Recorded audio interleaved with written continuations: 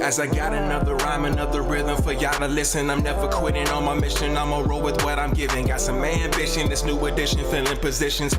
Looking at the void in myself and feeling what's missing. Watch the way you going, better go in the right direction. In the moment you stressing, but you gon' be counting blessings. And I know that for certain, keep on working, open curtains. Haters swerving, cause they ain't ready for your final version. I'm never gonna give up, fall down, I just gotta get up, yeah. You're listening to the Tom Ficklin Show on WNHH-LP 103.5 FM, your home for community radio.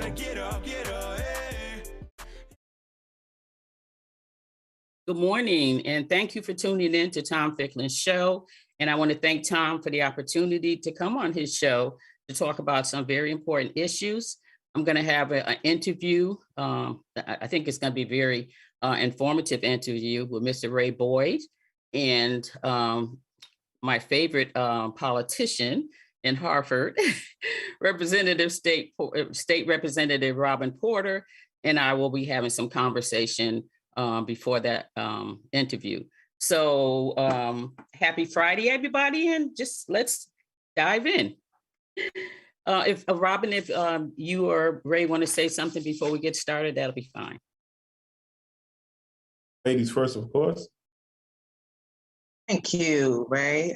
Just good morning. Good morning to the audience. Good morning to all who are listening. Happy New Year, peace and blessings. And I'm just so humbled and honored to be with you all. Looking forward to the conversation, Queen Fair. For me, it's just a blessed morning to be able to, get up and actually be out here in society after serving so much time and be a part of a movement that means so much to the brothers that I left behind. And, I just like to do whatever I could do possible and shed what light I can on the situation so that, others will be able to realize what's really going on behind the walls. Yes. Thank you so much. Like I said, your story and the stories of many others that I've heard lately are so powerful in this movement and so much needed. And so I appreciate the fact that you're willing to come out and publicly tell your story and help others understand what actually happens when we put someone behind bars. So thank you so much. So before we get into your interview, I wanted to talk about some things, and you can weigh in on them too, Ray, if you're aware of them. But there's some things going on in New Haven, which is my home. That's my heart. And so I wanted to get Robin's weigh in on some of the things that I'm hearing that's going on that's kind of disturbing to me. The first one is this new drug program, ADP? It's called APT Foundation, wants to bring to Newhartville. And so, they already have two programs, very problematic. The one on Congress Avenue, just like mind-boggling how they ever allowed them to build the elementary school next to it. But I go through there all the time and it's a complete mess. And so to think that now, instead of moving, because that's what I've been pushing, that they get out of our community. But that, of course, that never happened. But now to think that they want to move another program in Newhartville. And Robin, I want you to weigh in. I have so much to say about it, but I really want you to weigh in it because I'm glad that you're taking the lead, that you're not allowing this to just happen, because that's what I see too much in New Haven. Things just happen. They just drop all social ills in New Haven. Everybody come from the suburbs and come here because the suburbs are not having it in their communities around their children. And yet we accept all this stuff around ours. So Robin, talk a little bit about that, what they're trying to do now. Thank you, Ms. Barber, for bringing this issue up. It is a very critical issue, especially to the Newhartville Hamden community, because it's actually the location, the building that was purchased is at 794 Dixwell, and it sits right on the Hamden town line. So this would not only impact the 94th district, New Haven, but it will also impact the 94th district in Southern Hamden, which is the district that I cover at the state level. I think the first thing that I want to say is that it is extremely disheartening that they went about it the way they did. You know, App Foundation has been trying to purchase a building in New Haven for years, according to Lynn Madden. And according to the mayor, this is something that was that preceded him. This was something that Tony Hart was dealing with when she was mayor. And as we can see, put up a good fight because it didn't happen on her watch. Right. But here we are, and it's come to our attention and astonishment that App Foundation purchased that building for $2.45 million from First Achievement. Shame on First Achievement, right? You're in the community on the grounds of education and children and their well-being. And this is definitely a conflict and that would have an adverse effect on the 3 schools that are in that vicinity. The other thing is, and I think the most pressing thing is, that App Foundation did not have any community outreach. We have had several community meetings, but the first meeting that we had, Lynn Madden, the CEO at App Foundation, came to the meeting, and she did say that she had made a phone call to the then former Alder Delphine Clyburn, and was not able to reach her, and that was the end of it. That was the extent of her outreach to the community. So that is not community outreach. And then the other thing is no community engagement. This community did not have any opportunity, zero, to hear their plans be presented to us, to have an open forum where we would have been able to ask questions and voice our concerns, our issues with this. None of that occurred. So I think it's really disingenuous and disrespectful for her to say that there was, some level of community engagement, and then also admit in the article that, it wasn't really a lot of community engagement. Our grandmother, there's a saying, it's better to ask for forgiveness than permission. But the sad thing about this is they didn't ask for permission, and they're not asking for forgiveness. They just figured they were going to do this. We'd find out about it after the fact, and it would be too late. And that's just not the way you do business, especially when you are quoted in the paper saying you're going to be coming to New Hallville as a good neighbor, and we know there's been several articles, critical articles, and complaints from the Hill residents who showed up at our community meeting to tell us why the Ville needs to fight this tooth and nail to make sure that this doesn't come to New Hallville, Dixwell Avenue, and invited us, those of us who haven't seen Congress Avenue, to actually go over there and take a look at what happens from the minute that clinic opens, well into the night, all day and all night, what the community is having to deal with. Now, this is in no way, anti-treatment or anti-patient. We believe that everyone suffering with these kind of disorders have a right to treatment, right? But what we are saying is we have a problem with App Foundation and the way they conduct business in our communities. They're on Long Wharf, and this is where they're looking to relocate from. And there was one young man that was at the community meeting. He's a delivery guy, and he said, I deliver over there all the time. He said, it's just a smaller scale of what's going on Congress Avenue. He said, they're not being good neighbors over there either. We had a woman that works at Long Wharf talk about how, what goes on over there in the vagrancy and indecencies, and how she was even approached herself by one of the patients who wanted $2, So there is a lack of professionalism and management on App's part that has not been demonstrated in over 21 years, because it's been 21 years that they've been over on Congress Avenue, and they've done nothing over there to improve, what's going on. And this is what I'm being told by the Hill residents that live there and are subjected to what's going on. And there's been an increase in crime.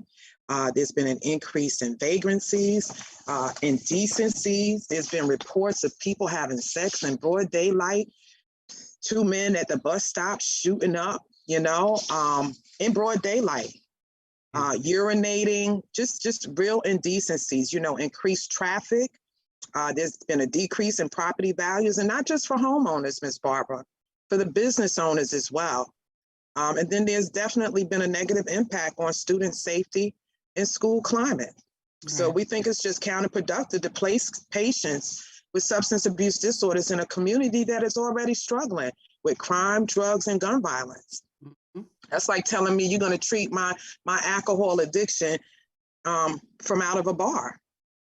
Right. Yeah, I mean, so first of all, have you had any statistics on how many of the people that come there are actually New Haven residents? well, we Did you asked get any that information question. on that?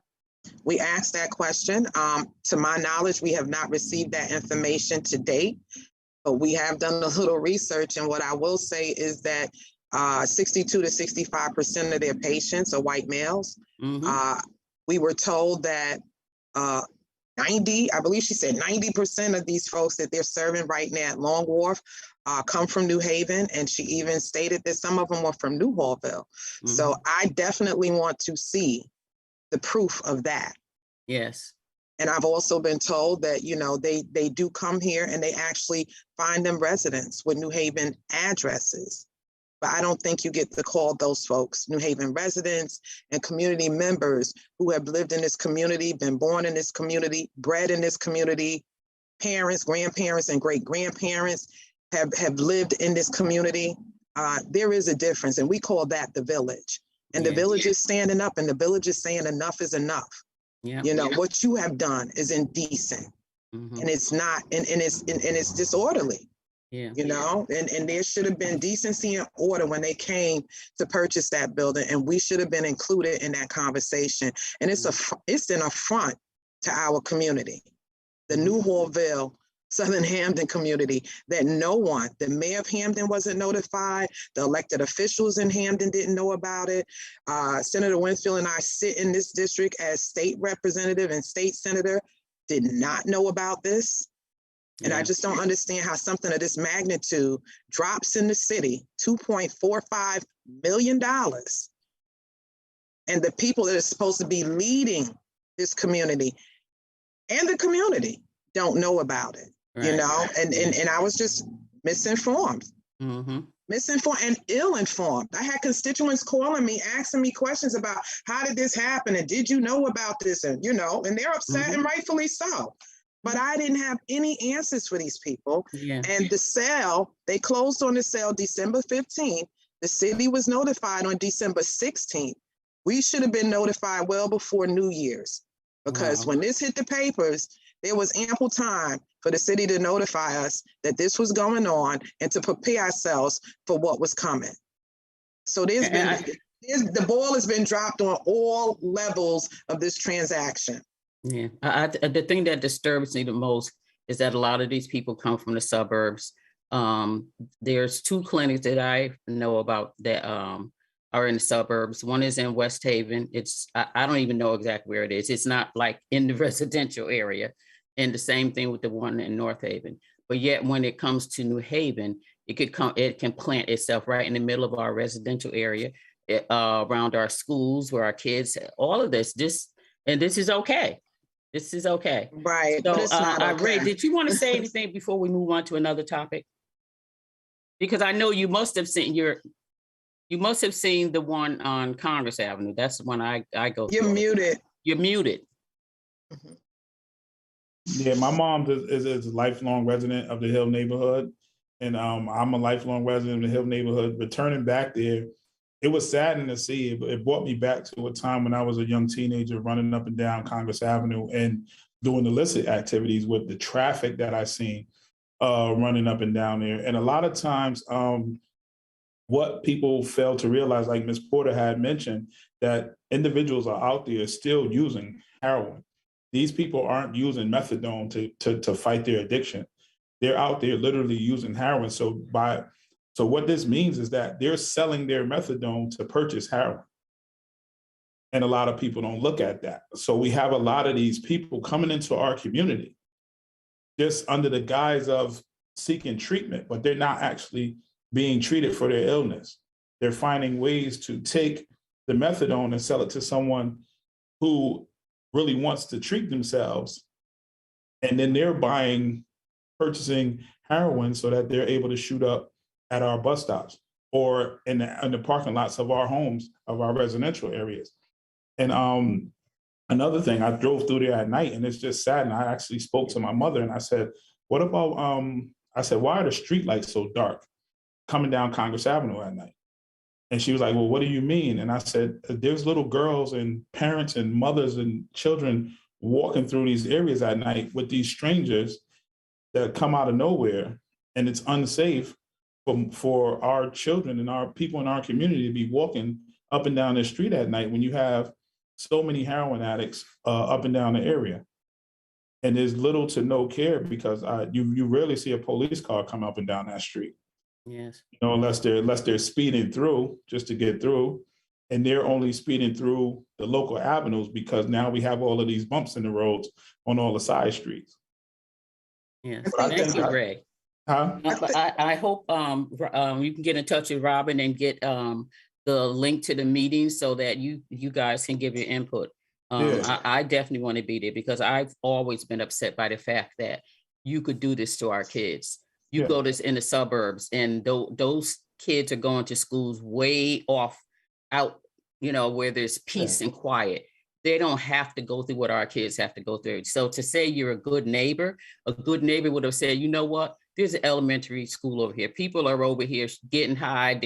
There's been murders right outside. There, you find needles all over the place. If you want to be a good neighbor, then get out of our community and start putting these clinics in the suburbs where many of these people come from. That's how you be a good neighbor.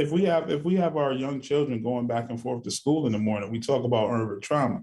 Who's inflicting that trauma on our children when they're being harassed on the way to their school bus or on their walk to school because they can't take the school bus because the school is so close by? Like you said, the John C. Daniels School is right there. Mm-hmm. How many children are being traumatized by what they see on a daily basis? And then they have to go home and that trauma is probably compounded by what's going on in the home. Yes. It's true. And I think the other thing we need to be mindful of is, you know, this is not only a disservice to our community, but it is also a disservice to the patients. Mm-hmm. Let's not leave that out, you know, because we are concerned that people are able to get the services they need, the rehabilitation they need, the treatment that they need. But it has to be in an environment that is conducive to the end game, the end goal, to the outcome.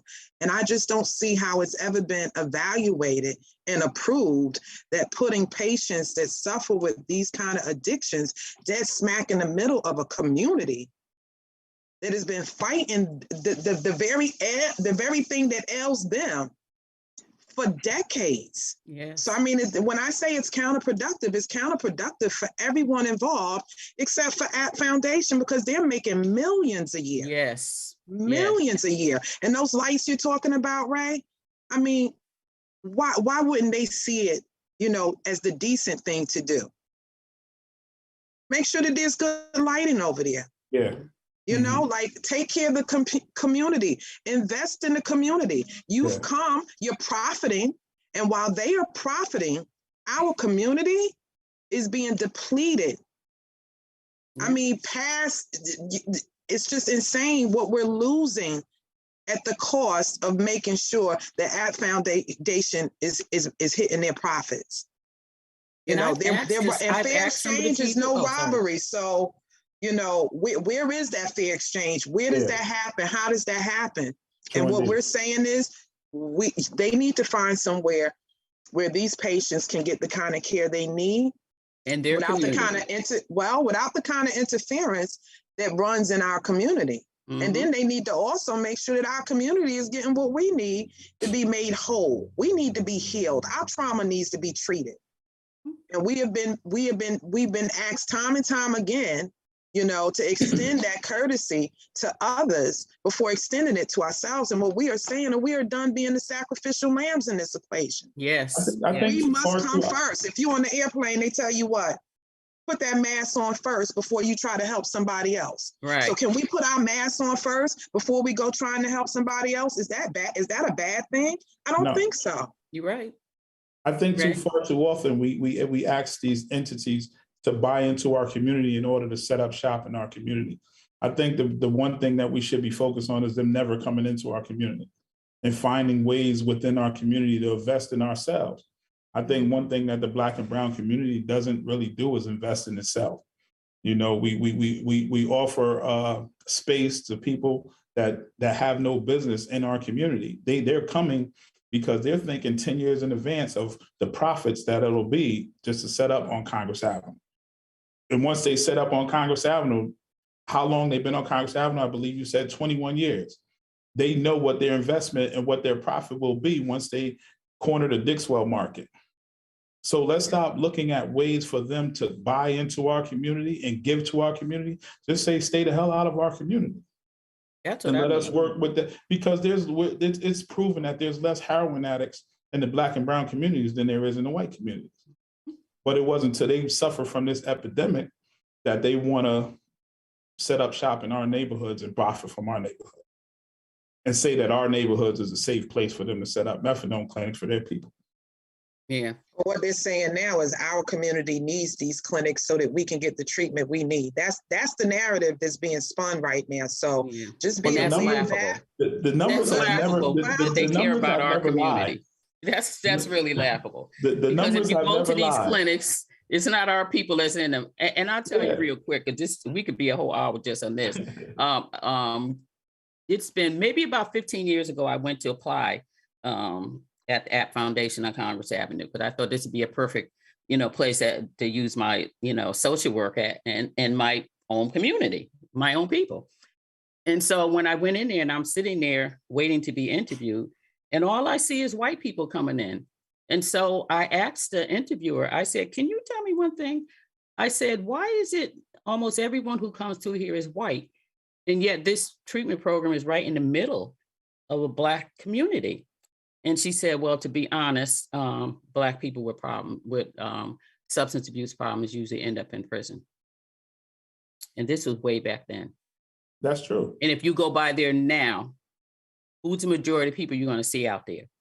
White and people. I have heard, because I've asked some of the people, because they come from out of town to all different areas. And I said, why do you come all the way here? Especially people that live in Wardbury, and they say, because at Congress Avenue, you don't have to stop using. Go there. So who's helping who at App Foundation? And so if it would be a complete disaster, if this city, and it's the residents, because they have a right to say, we don't want this. But if those residents allow another drug treatment program into our community, and we know it's not going to be, you might find some people in New Hallville that may go to the program, and some of them are going to be white, because you see quite a few white people moving into the New Hallville area. So that's probably being a little deceitful when they say, well, they're New Haven residents, but are they Black and brown New Haven residents? Are they the one who's going to benefit from this? Because we're definitely going to be the one who's going to suffer if it's anything like Congress Avenue. Our community is going to suffer. So we have to stand up and say no. What I will say real quick, Ms. Barbara, because I know we do need to move on, is that we have been having community meetings. There is information on my Facebook page as well as others. Every Saturday at 6 p.m. is when the community meets via Zoom to talk about this and other things going on in the Ville, Hampden area. And there is going to be a city plan meeting on February, I believe, the 18th. And I will confirm this before we go off air. Mm-hmm. But there are city plan meeting and there is the zoning. And if I know zoning is coming up, and then we do have the city plan. So they have to go through the board of alders. They have to go through the city. They have to go through these committees in order to relocate from Long Wharf to get to Dixwell. So there's a process that's going on right now. So people need to be aware of that. We're going to be out this weekend with petitions, getting signatures, making sure that people are educated, they know what's going on, and they have an opportunity to weigh in. We're going to ask people to sign up, to speak at these meetings, and to speak their piece, speak their mind, their concerns, their issues, and let the folks know what we expect from them and how it would look like to say that they're supporting us. So that needs to be illustrated, and we need community members from all over New Haven. You don't have to just live in New Hallville or Southern Hampton. If you believe that this is not right, you can weigh in and you can sign on to this petition. But we definitely want the residents in the community that is going to be directly impacted to have their voices heard. Yes. So we'll be out there, doing some things and, sounding the alarm, continuing to sound the alarm, because this is an emergency and there is a sense of urgency. We need to take care of this now. Right. Thank you very much. Now I want to quickly, because I see time is really flying by. I want to quickly, because this is something Ray has weighed in on before, and I know you, as a politician yourself, has to have some thoughts around this governor's race. Most people I talk to say, "Oh well, we got to get Lamont because we don't want a Republican to get in." And I look at them and I said, "You don't think we had a Republican governor already in place?" But that's just me. But when people think that it's either or, I'm really afraid of what's going to happen in this race. I think Lamont's going to feel pretty much comfortable that he has the Black community, like, because we always tend to do that. And even though he has clearly shown us the Black community is the last thing on his plate. But how do you see this race going? And do you think there's any chance of us really getting a governor that cares about our issues? And should we just accept Lamont? For me or Ray? Yeah. Oh, Ray, you can go first, and then Robin. Well, with me, I'm not a politician. I'm far away from politics when regards to picking a side, whether it be Democrat or Republican. I think that the people that we should put in office are the people that we sit down and have a conversation with, and we hold their feet to the fire, whether they're going to give us our just due with regards to what we're seeking. I think one thing that Lamont, he shows very little care for Black and brown people, since he's been in office, and he's abused his executive powers for far too long, and he needs to be out of office. However, we have people like Stefanowski coming in. If he's willing to sit down with us and offer the Black and brown community what we're seeking, I mean, I'm all for it. I think it's the days of playing politics with regards to choosing sides of a Democrat or Republican are over with. Yes. I think the person that needs to be able to, the person that could do the job is the person that's qualified that we should be lending our votes for, not someone that just feels as though that every time a Democrat comes, he automatically wins the Black community because we have so many Black Democrats. Right. And those are people like Lamont who come to our churches, have photo ops and all that. Down for a fish fry and all of that. 4 years, I haven't been able to get a word with him except for the one time on the green where he forced me. But I haven't been able to get word with him. So I toured him when I was in the troop unit, when I was a mentor up there. And I mean, that was his first time ever stepping foot into a prison. And, wow. Even when he was there, some of the work that we were doing with these young men, trying to send them back into the community, viable citizens, he made some promises that he's yet to come through with that regard. So, I mean, coming back home and being able to vote, I doubt if I'll cast my vote for Lamont. Mm-hmm. And Robin, you're closer to the issue. So what do you think? The Stefanowski loss, it was not a huge loss for him. Nah. It was not. And what I will say is this, Ms. Barbara, I've been doing this work almost 8 years. April 28th, I was sworn in. So April 28th will be 8 years. I've been at this. And I can say, for me, this representative, I'm not interested in party affiliation. I've been able to work with Democrats. I've been able to work with Republicans. I have Republicans I can't work with. I have Democrats I can't work with. Yeah. So, party affiliation has really been diminished in my mind. For me, it's about policy affiliation, right? Who you helping and who you hurting with the policy you pushing. That's what I want to know. And it's like Ray said, if you're going to do right by us, That's what matters. That's Because it. we, for too long, have had broken promises after broken promises, year after year, election after election. They ride on us, we get them in there, and they forget about us. That's it. You know, and there are issues that I fought for in the way of equity, you know, through a racial lens, through the lived experience of a Black woman in America. And I can't even begin to tell you the resistance that I get met with. So, and it's straight across the board. It doesn't discriminate. Yes. Believe it or not, that doesn't discriminate, right? Yeah. And I just believe we got to have people in office that are going to do what they say they're going to do. And if they don't, then they need to be gone. And I will leave that up to the community and the constituents, the registered voters in this state to decide. We've all been able to look, listen, and see what's going on.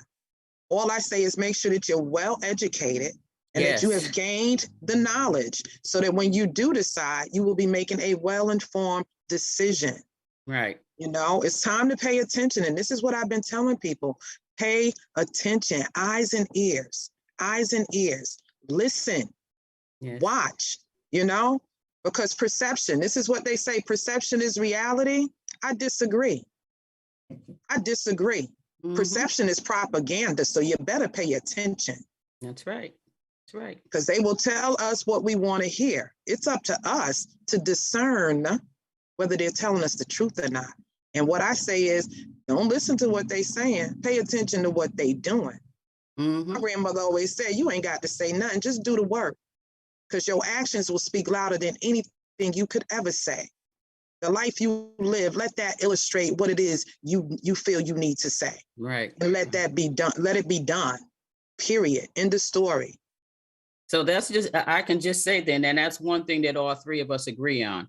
Party affiliation has nothing to do with the vote that you make. It has to be about who you can sit down to and who's willing to sit and talk with you, and not just for a photo op or to come up in your church and try to get your congregations or any of that kind of stuff. It's people that actually can sit and listen to you. And I have to say, for 4 years, I haven't been able to get this governor to listen. So Republican, Democrat, I don't care who you are. If you don't have the ear to the pain and trauma that our community faces, and you come out and you'll stand and do a photo op with NAACP in churches and stuff like that, you haven't shown me anything. So I'm sorry when people say, "Oh, well, we don't want to have Republican." I'm sorry. The political affiliations are meaningless to me. I want to know what that person. I want to know more about that person. And so I think Lamont is feeling kind of, probably feeling kind of, oh, I got this. I got the Black community. I hope the Black community stands up and let them know we're no longer going to be out here just being pimped to get you in office. And then when you get in office, you turn your nose up to us. So actions speak louder than words. Definitely. Yes, If I may add this, there's already some that are out there pushing the idea that because of the pandemic, he hasn't really had a chance to be in Connecticut. Stop which is one of the biggest fallacies that you and I both have heard. But yeah, he has to. I think we need him out of office. I think we should be striving to get someone in office that'll be beneficial for the movement and what we stand for nowadays. There's a lot more we can talk about, but at this time is winding down, and I really wanted you to get in, Ray, and talk about your story from where it started on the streets of New Haven into the behind the bars, and now out here on the streets, and just talk about that struggle. Well, I was introduced to selling drugs when I was about 12 years old in the city of New Haven in the Hill section. And within like a 5-year period of time from that day until the age of 17, I was charged with murder. In 1992, I was sent away to serve 50 years as an adult for a crime that I committed at the age of 17. I spent 10,810 days in the Connecticut Department of Correction under extreme isolation because the Connecticut Department of Correction, as we know, has a 22-hour and 2 recreation time period. I'm fortunate because I had a lot of love and support behind me. And I was able to educate. When I went to prison, I was a 7th grade dropout. I was reading on a 3rd or 4th grade level when I entered the Department of Correction. I didn't read my first book in life until I was incarcerated. And I remember that vaguely. It was in 1996 that I read the first book in its entirety. The school system failed me, as we know. A lot of us say that the school systems are failing our Black kids. And nowadays, I say the school system isn't failing our Black and brown babies. The school system is operating in a manner in which it was designed to operate. This is how they know who's going to prison. If they're failing at a 3rd or 4th grade level, they can determine that 10, 15 years down the line, that individual will be incarcerated or be dead. So I spent 29 and a half years in prison. While I was in there, I educated myself. I took college courses in real estate, actually working as a broker's assistant in real estate now, and I'm currently going to school to become an agent. My struggle was one where I was able to keep all my mental faculties in contact. I've seen a lot of brothers succumb over the years because they weren't able to cope with the harsh conditions of confinement. You know, it's hard to live in a 6x9 cell with a man for so many decades and not break down to some degree.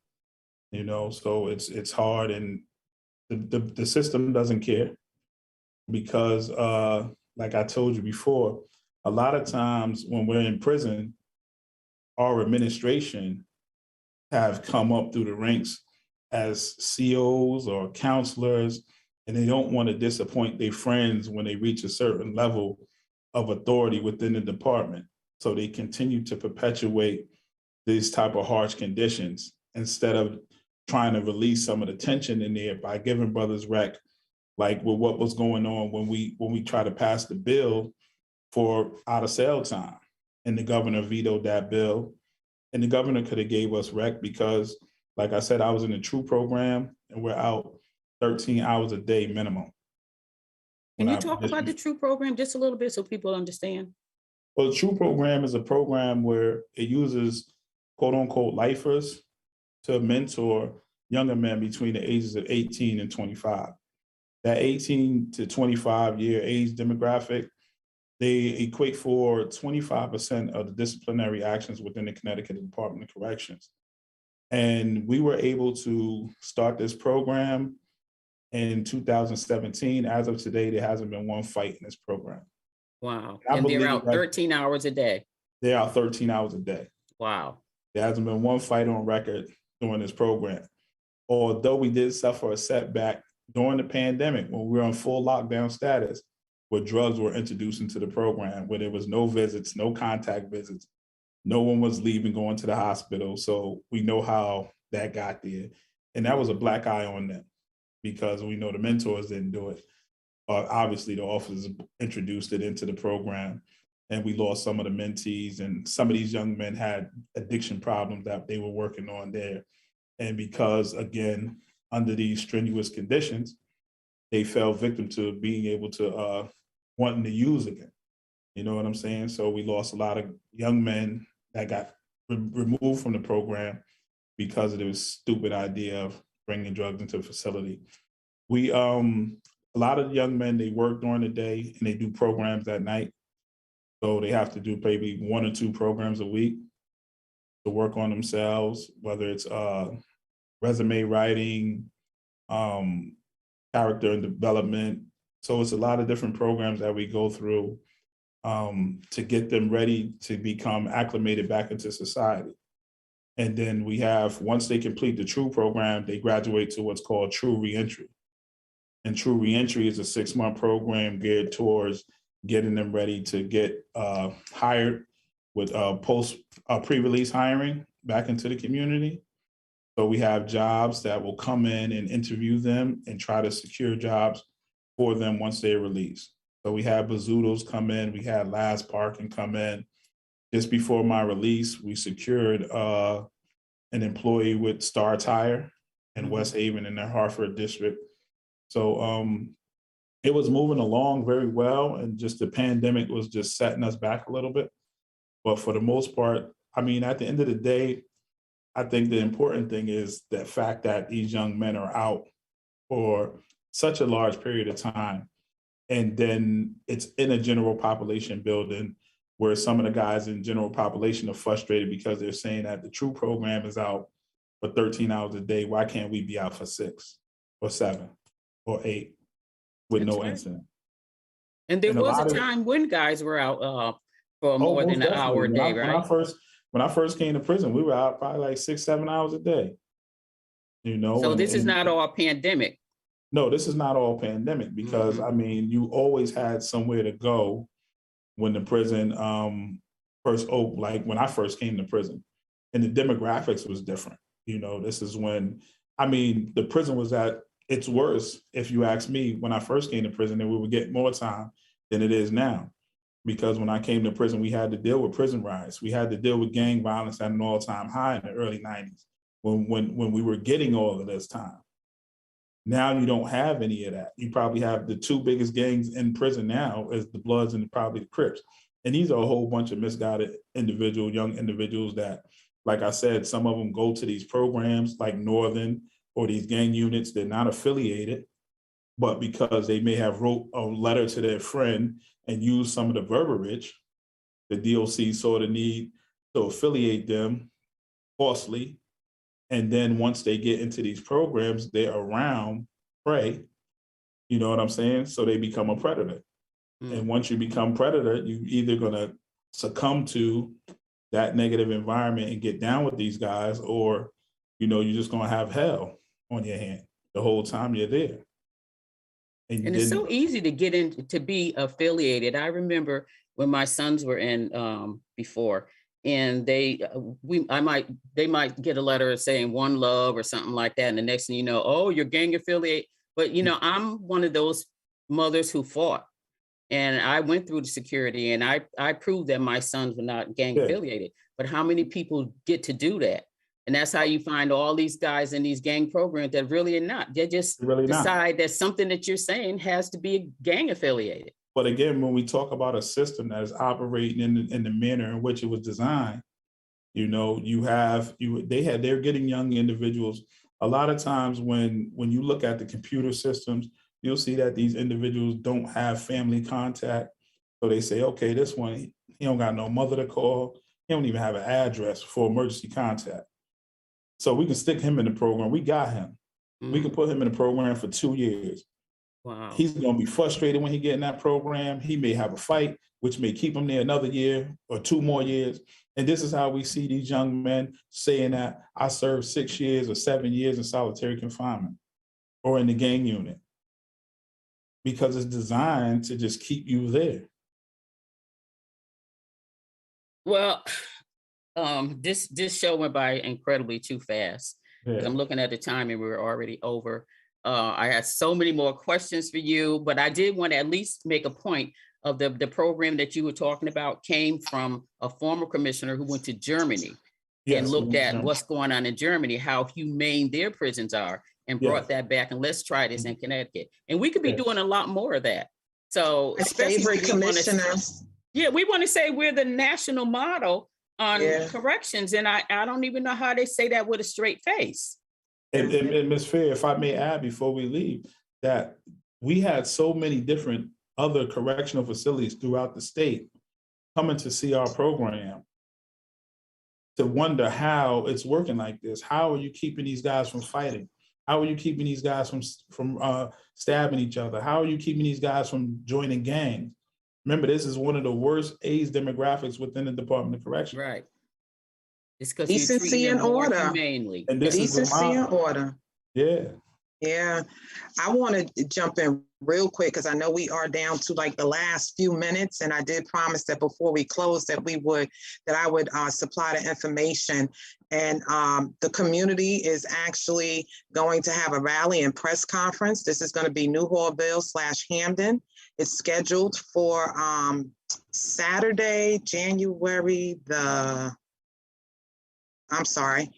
we changed it. It's scheduled for Saturday, February the 5th, and it's going to be at 12 noon at the Elm City Building, 794 Dixwell. And the meetings that I was talking about was the New Haven City Plan Commission meeting. They will have a meeting on Wednesday, February the 2nd and February the 16th. These are very important meetings. And the other very important meeting is going to be the New Haven City Board of Zoning Appeals meeting. And those meetings are scheduled for February the 8th and March the 8th. So let's make sure that we pay attention to that, put that on your calendar, look to engage with us and with those commissions so that your voice can be heard.